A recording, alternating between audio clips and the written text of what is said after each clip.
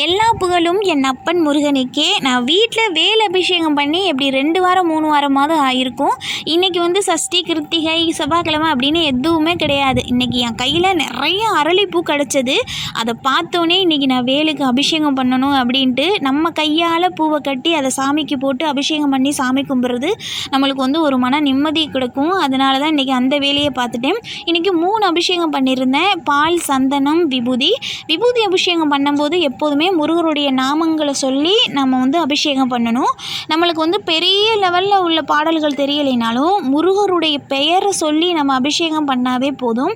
அவர் எப்போதுமே நம்மள்கிட்ட எளிமையாக தான் எதிர்பார்ப்பார். அதுவே நம்ம எளிமையாக நம்ம அவரை வழிபட்டாவே அதுவே போதும். அடுத்து முக்கியமானது இந்த சர்க்கோணம். இந்த சர்க்கோண வடிவத்தில் அவர் இருக்கிறாரு அப்படிங்கிறது ஒரு அசைக்க முடியாத நம்பிக்கை. அதனால் நம்ம எப்போ முருகரை வழிபட்டாலும் இந்த சர்க்கோணத்தை போட்டு வழிபட்டால் ரொம்ப